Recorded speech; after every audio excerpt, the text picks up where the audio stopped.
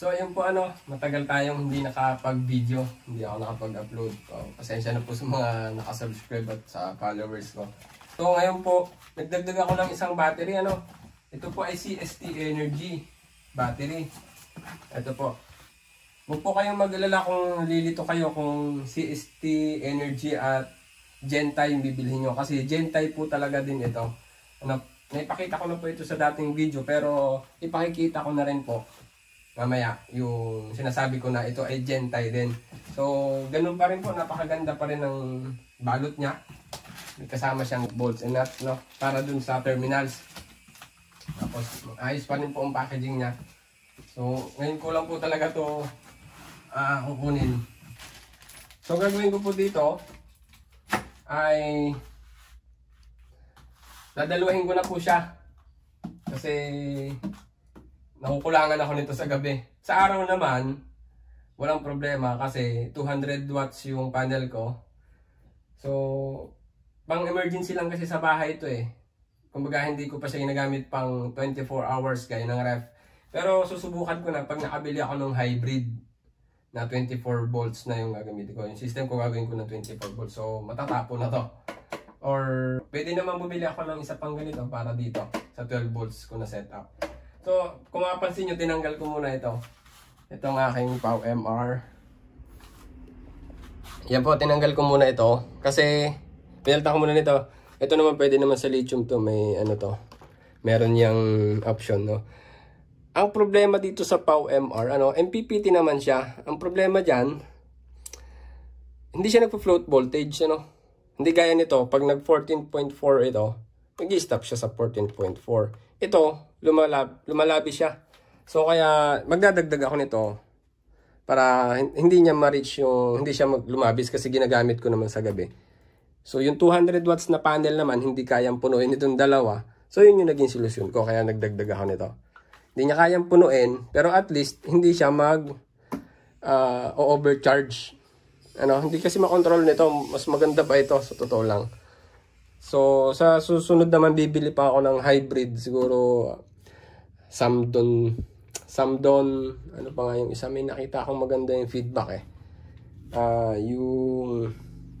basta papakita ko na lang po sa susunod.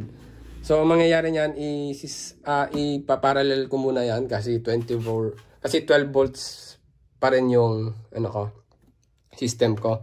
Pag ito siniris ko na magiging 24, doon na ako maglalagay ng hybrid at tataasan ko na yung panel ko sa taas. 200 watts, gagawin ko na siyang 550 watts, Yan, 3 kilowatt yung bibilhin kong hybrid, Sa susunod papaliwanag ko rin yung hybrid, ang pinagkaiba niya, Marami kasing klase, hybrid on-grid, off-grid.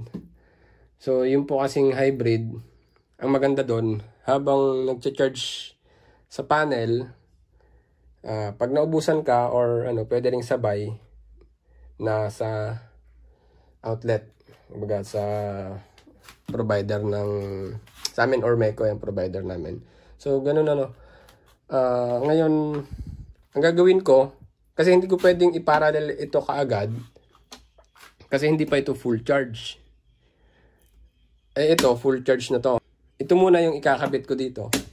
Pag napuno sila parehas, saka ko na siya ipagpaparallel para same voltage siya, Huwag nyo pong isi-series ng kasi kumbaga ang battery nyo magloloko pa yan Ito, ita-download nyo tong CST Energy. Yan. So ang kagandahan dito, pwede mo siyang palitan ng pangalan nga lang ayan edit. Pangalanan natin ng wait lang Ayan. Pangalan natin ng battery 1. Yan. Battery 1. Yan na yung pangalan niya. Ayun.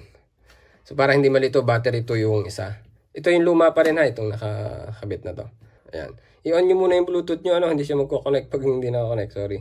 Ayan. Ayun, connecting. Yun. 67% na siya, So, meron akong isi-share sa inyo na mga infos lang Pag iPhone ang gamit nyo, meron siya, hindi siya makikita yung SOH niya, yung state of health. Kasi sa Android, makikita nyo kung 100% pa rin yung state of health nyo. Yun lang naman yun, yung state of charge state of health yung wala dito, ano. So, ayan, nandyan yung power ng aking panel, 100 watts, ano. Ito, hindi pa ito ang tunay nito. Itong nakikita nyo na to, hindi pa ito ang tunay kasi ang problema dito sa, kahit i-refresh mo siya, 67% pa rin siya.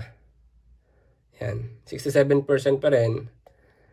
66.65 AH yung capacity niya ngayon. Sa ngayon, ano.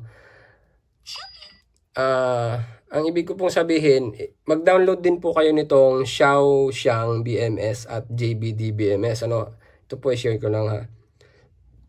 Kasi dito, pwede mo siyang i-calibrate. So, i-exit mo lang muna yung CST mo. Ito yung open mo. Yan, mag-add ka ngayon.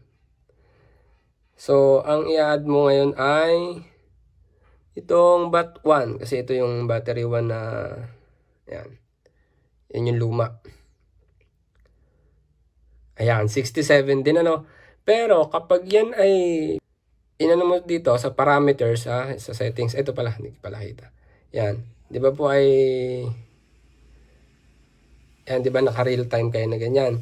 Punta kayo dito sa parameters, i-capacity correction nyo. Tingnan nyo yung 67% na yon, magbabago yon. Yan, set successfully, ano. Ayan, 100% na talaga siya. So, yun ang ibig kong sabihin. Ang BMS po nito ay medyo hindi ako ganun ka-satisfied. Pero okay na rin. Nagloloko siya, kumbaga, para sa akin. Kaya pinada-download ko yung JBD at saka yung Xiaoxiang na yun. Napakaganda nun. Ayan, 100% na siya. Nagcha-charge pa rin, ano. Kasi naka 14.3 lang yung float voltage ko. Dapat, naka 14.4, dapat ay 13.8 lang. Yung pinaka, standard ko, 13.8. So, yun po ang purpose ko nito kung bakit pinada-download ko.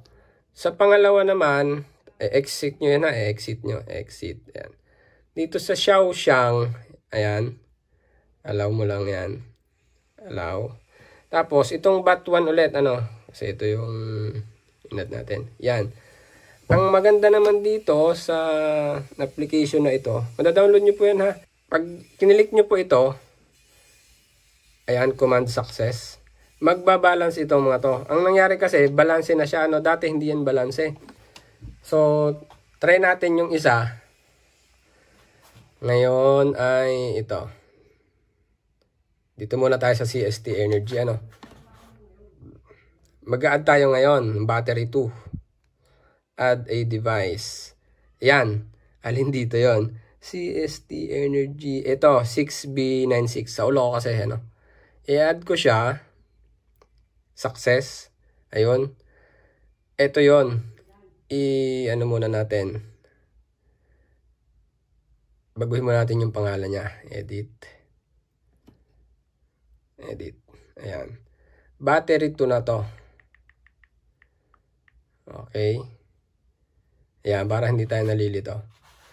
So, ayan, 26. Ayan, 26 siya, no? Exit natin yan. Punta tayo sa JBD BMS. Yan ang kagandahan ng JBD na yan. Punta ka lang sa guest. Ayan.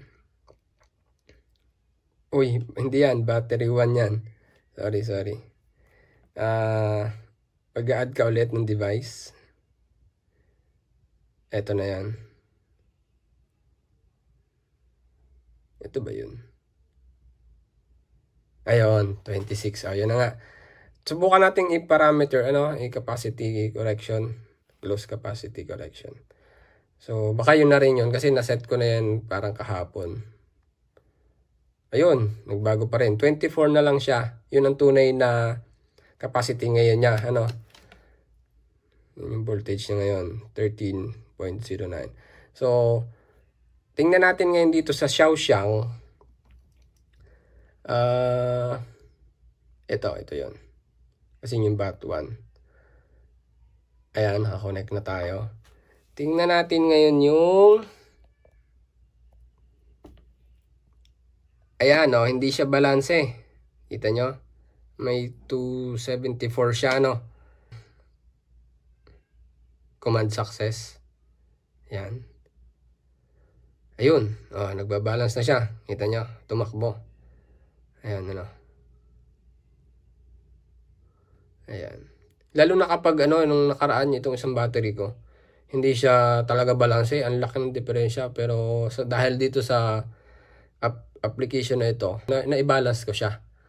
So, ayun po. Yun lang naman, So, sa susunod, pakikita ko pag naikabit ko na. Sa ngayon kasi ay, yun lang, dinemo ko lang kung gaano kaganda itong battery na to. Ayun pala, Gentay. Pariliwanag ko kung bakit Gentay itong battery na to. Punta po kayo dun sa CST. Tapos punta ka dito sa My Get Help. Ayan, confirm mo lang. Lalabas yung website ni Gentay. Ayan. Yan po, kaya sinasabi ko na Gentay itong CST Energy. Kung kayo nalilito. Kasi nung una nalilito rin ako kung alin yung bibilhin ko. Kasi may Bluetooth ito ang maganda dito sa Gentay. Dito sa CST. So may Bluetooth na siya. At the same time ay Gentay pa siya. Ayan. Malinaw na malinaw. CST Energy. Gentay. So yun lang naman. Sa susunod po, i-discuss ko ulit yung iba. Sa ngayon ay lilipat ko lang muna para ma-full charge naman ito. So yun itong feedback ko dito. Sana makita nyo itong video ko na ito. Ma-share ko man lang sa inyo. Hindi siya talaga kahit i-calibrate mo. May calibration kasi yan. May nakalagay yung C. Dun sa option nandito. May nakalagay na C sa option. Pwede mo siyang i-calibrate. Ibig sabihin, kung 12 volts ito, halimbawa ay 13 volts, set mo doon 13 volts para hindi kayo magkaiba nitong SEC, nitong MPPT. Ito at saka ito. Dito kasi sa iba talaga yan.